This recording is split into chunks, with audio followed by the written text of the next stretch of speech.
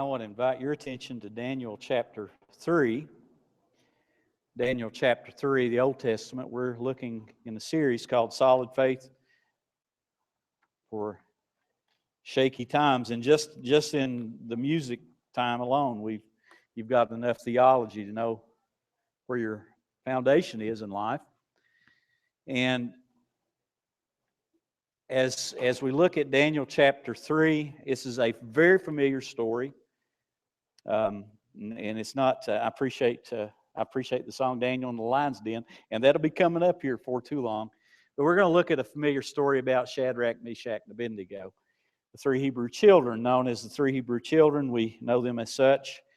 And as we think about their stand, they were left standing. These were three Hebrew boys, three Hebrew young men that stood for their faith in God during a time which was not expedient and was not even pleasant, and they suffered consequences for it. These were three young men who were actually in a place of political prominence themselves. They had been exalted to such a place, and so they were in holding some sort of at least political office there in this great territory and kingdom of Babylon. Nebuchadnezzar knew that, and Babylon was the center of beauty and power. This story has been placed and been handed down from generations to generations, not only given it being an Old Testament story, but in Christian churches throughout time. We look to this story, we draw faith, we draw courage, we draw conviction, and we draw strength from it, recognizing that it is one of the great stories of faith, the three Hebrew children. I've been here 20-some years, 25, and I'm thinking, as a pastor, some of these things are just so familiar oftentimes that I say, well, everybody knows that story. They're going to just kind of go into like mental neutral as they're listening. And I hope you don't do that today, and I hope I can keep it interesting enough for you.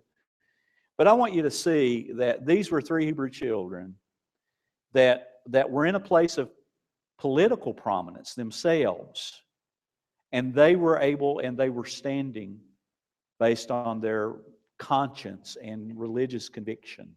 They did so in a place of great difficulty. And as you know the story, and you know the end of the story, God even lifted them up and favored them to a greater degree of prominence. Babylon was the center of power. It was a beautiful city, opulence, pleasure around every corner.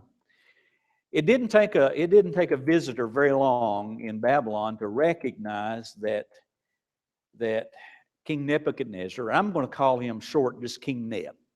Is that all right? Say it with me, King Neb. King Neb. Well, you go to King Neb's kingdom and you recognize that King Neb was about King Neb. King Neb had his name on city streets, on the bricks and so forth. And matter of fact, archaeologists go through and have gone through and dug up many of the ruins. And King Nebuchadnezzar's power, his reign, and his influence in the Babylonian kingdom and around the world. This was a superpower in that day. It was well known. King Neb was the man. He was the man. He was the one. He was the one that had the power, and he knew that. But King Neb had a difficulty, and he had a problem. Matter of fact, they said 9/10 of the bricks in this city, by the way, had his name on them. 9/10, that's 90% of the bricks had his name on them. It would be the modern day Iraq and the cradle of civilization. In Babylon, there was not only these beautiful gardens and groves that you could walk through. It was a beautiful city to see. It would be a beautiful city to vacation. It would be a beautiful place in his kingdom, particularly his city that he where the royal palace would be in. was a very beautiful city. It was all centered around himself and his name. This was a place of prominence and power, not only in that region, but worldwide. We see that the challenge of Daniel and the three Hebrew boys, particularly in this passage, the pressure of being in the world but not a part of it. And that's a difficult thing to juggle sometimes. It would be nice if everything's just kind of black and white, but all the time. But sometimes it's not easy, and I'm sure that these three Hebrew children on a daily basis, had to say, okay, how does this fit in with faith, and where does this fit into my life, and how can I stay true to the God that I have dedicated myself to, that I've bowed to, the God of Abraham, Isaac, Jacob, Yahweh. How can I remain true to the covenant promise? But King Neb was the man. He was the man. And you recognize that every time you took a step. Indeed, the most powerful man. He exerted influence, and he wanted to win the hearts of the people, because King Neb knew this. Because all the kingdoms and all the places that he had conquered, he wanted to draw this multi-diverse people together under one kind of common theme. They needed a national identity because they were so diverse and there was such diversity. There was the pantheon of the gods, which was certainly a part of the culture of Babylon, a pantheon of gods and goddesses that people would worship, and that was a part of the religious heritage of that people and that day and that time. But King Neb had a problem, and that problem was, how do you bring this vast kingdom that is together under your domain, how do you bring them together to form some sort of national identity? And what better way in his mind and thinking than through religion? And so what did he do? Well, he was very committed to himself. So what better thing could you do? You could build a 90-foot and 90 foot, I think it's 90 foot high and 9 foot wide idol. And you place it in the plain of Dura where everyone can see it. And you're going to bring and have a big festival to bring everybody together. So King Neb called his artisans together. He called the craftsmen, and he said, let's build it. And here's the designs. He got his engineers, their architects, and so forth. He gets them together, and he says, I want to make this enormous gold statue. That this statue will be unlike any other statue around. It would be so big that you couldn't miss it. So if people are not looking on the ground to see King Neb's name, they're looking as they enter the city out in the plain of Dura. They're going to see this big, huge statue that's going to say, "What's that about?" Well, that's the statue that King Neb has constructed, and it is a symbol of his power, his authority. It is a symbol that he is the man, indeed. He's a powerful man. Indeed, the most powerful man on earth. And he has brought all these peoples and peoples groups together. And that's something how the story goes. It was in plain sight for all to see. It was to create the wow factor. Now, y'all know what the wow factor is? Huh? You know what the wow factor is? The wow factor is it's like you look at something and you go, wow. You hear a song and you hear this great vocalist and you go, what? Wow. You see a great player, you see a football player with your favorite team, and you go, wow. Right? You see a musical or you see a play, and you at the end of it you go, wow. You hear a great sermon. and you do what?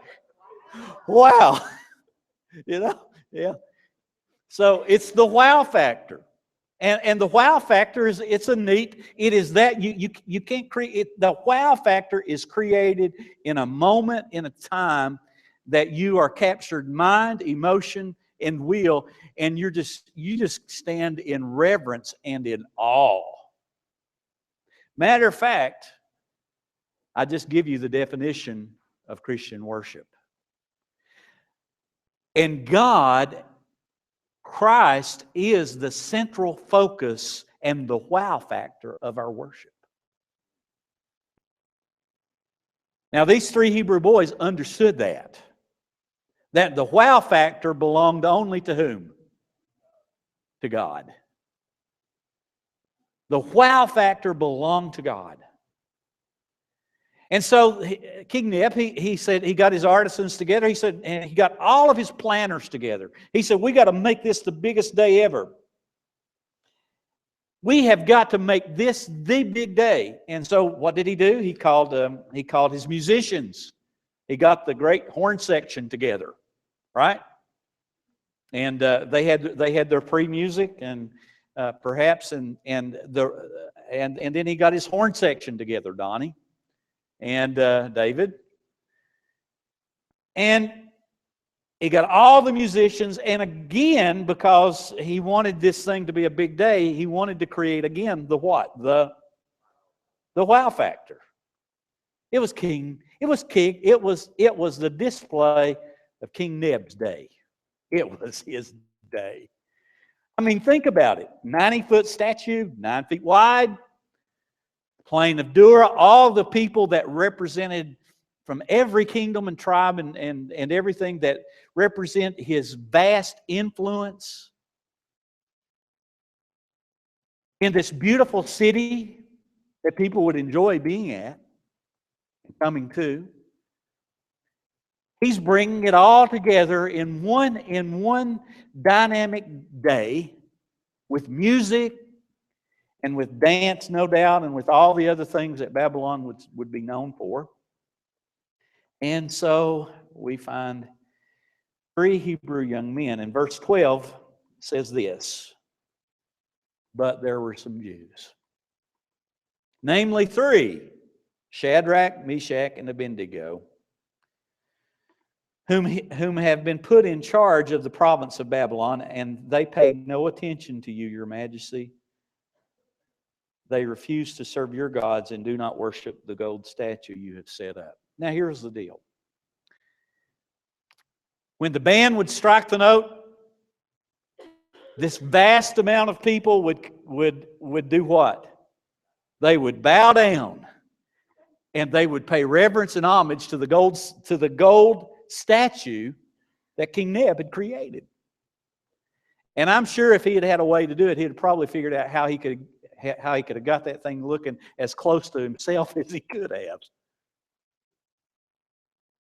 It represented him. He was the defining influence. He was the power and the control and the national identity centered around himself. So notice this. So that was it. And no doubt it was a great day as King Neb looked over. And emperor worship has not been something in common to human history, by the way. The Romans dealt with that and all throughout history. But King Neb, you think about this, as he looked out, he sees this vast amount of people at the striking, I don't know, maybe it was the striking of the cymbal or the gong or the blowing of a trumpet, I don't know what it was, but at the sound of the music, this whole vast number of people, just as far as he could see. I'm sure they had their Jumbotron set up. You'll get that. And you look around and you could see it. It was just awesome as everybody is bowing down. It's so cool. It's not only happened one time, it happened, there was a musical interlude, and then there was probably a time of great speeches and great accolades to the greatness of King Neb and the kingdom and all the things going on there. And again, the band would strike and everybody would do what? Bow down. It was so cool. It was so cool until the cameras zeroed in on 3 Jewish young men who were left standing. They were 3 Hebrew young men who were simply left standing. So the Jumbotron during this time, or the cameras, was some of the magicians that were really kind of upset over the interpretation that Daniel was able to give and the prominence of these 3 Hebrew children. Oh, they didn't go unnoticed. So again, there was perhaps a musical interlude, more talk. Maybe there was a time of dining. It was indeed a great festivity.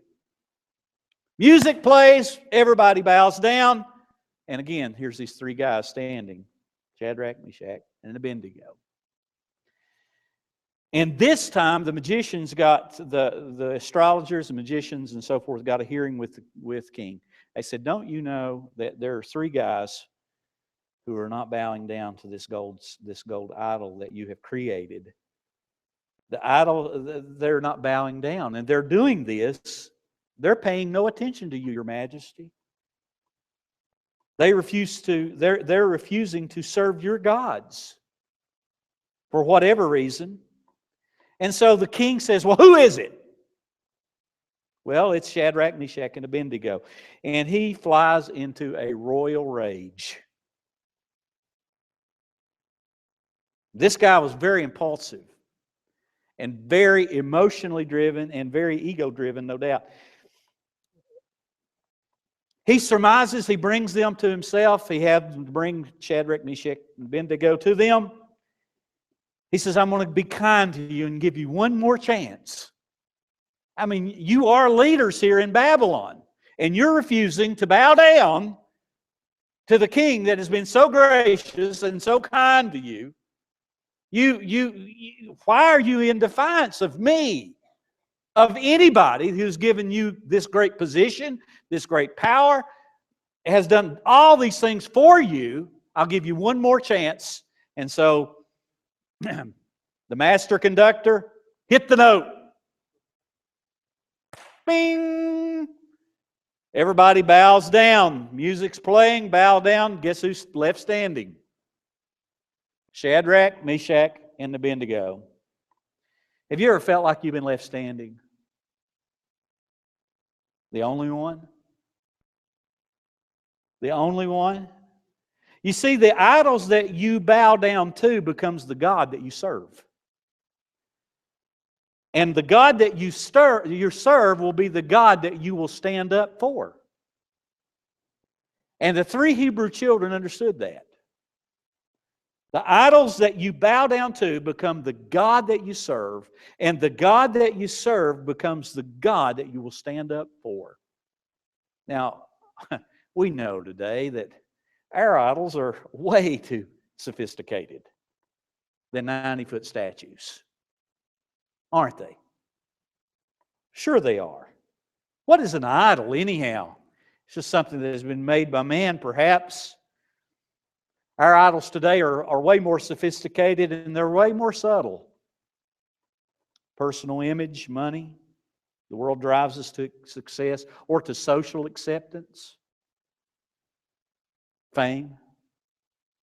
And any of these are not necessarily bad in themselves, but they're only bad when they become the first place in place of who? God. And so that was the story here. So Shadrach, Meshach, verse 16, Abednego replied to Nebuchadnezzar, we do not need to defend ourselves before you. If we are thrown into a blazing furnace, the God whom we serve is able to save us. He will rescue us from your power, your majesty. Notice here, they were not disrespectful at all. But even if he doesn't, we want to make it clear to you, your majesty, that we will never serve your gods or worship the gold statue that you have set up. Yeah. Now that's pretty strong. What kind of internal fortitude does somebody have that will stand up and be left standing when everybody else is bowing down? Well, there's something in the depth of these boys' conscience. And you know the story, King Nebuchadnezzar had a great fire built, and it was a big fire. It was a fire that was blazing hot for anybody that would not bow down. Here's the deal. Life application point is this. Number one is this. Dedication to God forms the internal character that enables you the strength to stand. It is your dedication. It's what you're committed to. And these young men were dedicated. They were dedicated to Yahweh. Can you imagine the internal dialogue when everybody was bowing down and they were left standing? I can imagine the internal dialogue. Because I would have had this internal dialogue. If I would have been in their shoes, I would have been saying, what's the big deal? I can do this thing on the outside and just go along with everybody else and not make a big deal about this and just go on my own merry way and not have to deal with any kind of negative consequences. That could have been very well. That could have very well been the scenario that they could have said, I don't want to make any waves here. I just want to. I don't want to make any kind of scene here by being left standing. Everybody else is doing it. It's kind of the culturally accepted thing. I don't see the big deal. That was the one internal dialogue, perhaps, that they had. We often find that we're pressured. Listen to this. There's two sources of pressure that you'll face. One is from without, and that's obvious. When that's an obvious pressure that you deal with. In their case, it was one to bow down. They knew that in bowing down they would be breaking the first commandment that God had given them, that they should have no other gods before Yahweh. So it's an issue of conscience. They knew that pressure existed, or it's for pressures from within. I could imagine they could have even surmised the line of thought that I gave you from King Neb, and that is, you know what? Look what all he's done for us. We've got it pretty good here. So why make a big deal about this issue of conscience? And just go ahead and bow down. Well, obviously we wouldn't have this story, right? And yet there was some sort of internal fortitude that these three young men had that was settled in their life. In other words, they knew that there were some things that were non-negotiable when it came to their human spirit, when it came to their character, when it came to who they were as people. And that non-negotiable thing was what is the object of my affection, my dedication, and my worship. And again, they knew that the idols that you bow down before eventually becomes the God that you serve, and the God that you serve will be what you stand up for. Israel dealt with this throughout their national history. Over and over again, they dealt with this. But here's an example of three young men who were in political office and who were in a position of influence to some degree, and they were not bowing. Now, here's life application too. You may suffer negative consequences for standing up. And they did, right? King Nebuchadnezzar was so enraged, he was infuriated by this time. He was furious that these young men, and matter of fact, the scripture says that he was so furious that his face became distorted. I don't know what kind of face it was like. I don't know what it was, but it was crazy. I mean, he was enraged that they would not bow down. And so what does he say? He says, You wrap these boys up and you throw them in the fire. And he said, not only throw them in the fire, he said, stoke that fire up so good. Matter of fact, they did oftentimes in these kind of religious services, they would throw people in fires, so as sacrifices. He says, you just bind them up and throw them to this fire in this fiery furnace. And he got it hot.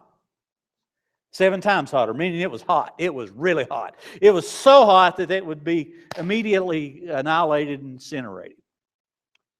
Well, he throws them in the fire. Now, who knows what went through the minds of these 3 young men? They simply knew that they had to obey God. They couldn't dirty their conscience with compromise. They couldn't. In their own mind and their thinking, they couldn't live with themselves. They would obey God and leave the consequences to God. That's a hard place to be sometimes. You know, we look at this and say, yeah, we know the story how it's going to end. But you know something, when it comes to real life, that is a hard place to be, isn't it? That's a tough place to go sometimes because you got your human emotions involved in it, and you got all these other things going on around you, and you have to go down to the core of who you are and say, okay, what is it that I believe, and what is it I believe to be true about my identity? You see, I want you to notice their identity was not in a gold statue. Their identity was wrapped in their God, who created them. So the negative consequences. So he got his men. They throw him in the fire, and guess what? The fire is so hot. Some of the soldiers that had wrapped them up, they perished in this process. Jesus reminds his disciples in Matthew chapter 10. He says, "But beware." He says, "You will be handed over to the courts, and you will be flogged with whips in the synagogues. You will stand trial before governors and kings because you are my followers. But this will be your opportunity to tell the rulers and other unbelievers about me. When you're arrested, don't worry about how you respond or what to say. God will give you the right words at the right time. For it is not you who will be speaking, it is the Spirit of the Father speaking through you." He was reminding his disciples that you're going to face some consequences for preaching in the name of Jesus. And he says, when you do, you don't have a seminary class on what to say, you know, when that time comes. He's saying that don't worry. He's saying when that time comes, he says, you will speak in me. And obviously we have the New Testament accounting that Paul stood, and he did. He gave a defense of Christ that almost persuaded Felix. Think about this. Our correlation today is many Christians are refusing to deny or denounce Jesus as being Lord, and are being persecuted all across this globe. John Lennox, in his book Against the Fire, which is a book about Daniel, I would encourage you to read it, gives a statistic of the International Bulletin of Missionary Research. From the decade, listen to this, from the decade of 2000 to 2010, there were an estimated 1 million martyrs in this time period. Around 270 new martyrs a day for 10 years. That's what statistics. And these are people that will not deny their faith, will not deny their Christ. And they're martyrs. You know, we don't have all the stories of like Daniel. We know that story. Jesus reminded his followers, think about this. Think about what Jesus said. Jesus said, if you will follow me, you will do what? Take up your cross and follow me. Think about it. I mean, that's sobering. We sing about it and we kind of like, oh yeah, that's nice. Take up the cross and follow you. Really? Take up a cross and follow Jesus?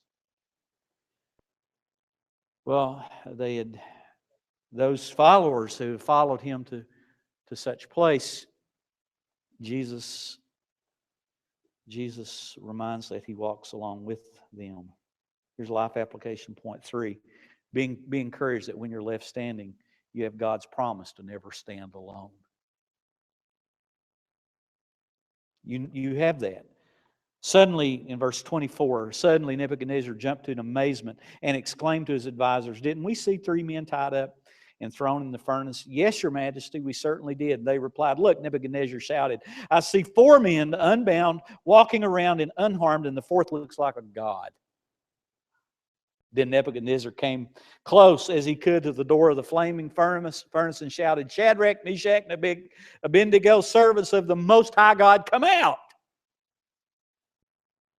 Come here."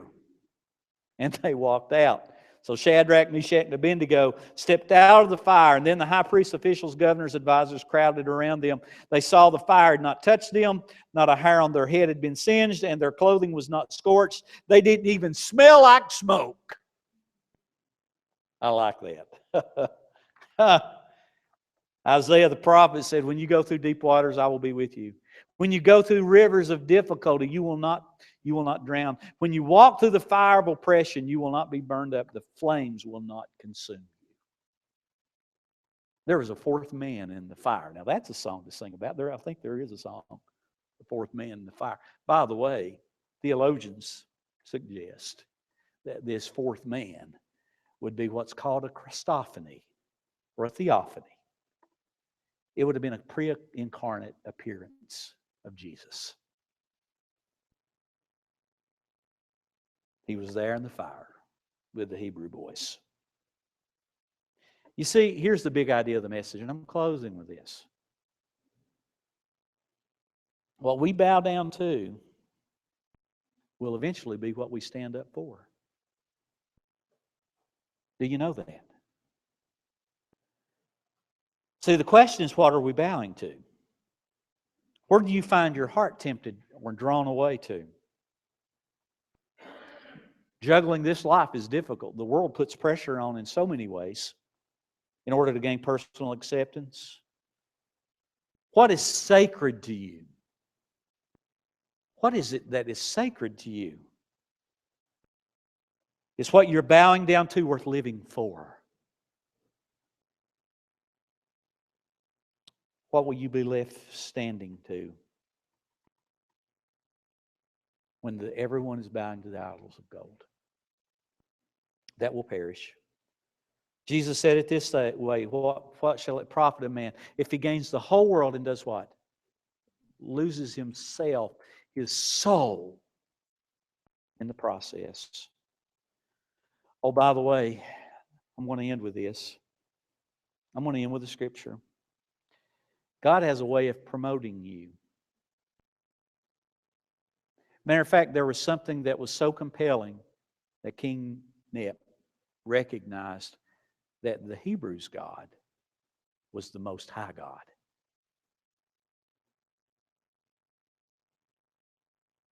The last verse, verse 30, then the king promoted Shadrach, Meshach, and Abednego to even higher positions in the province.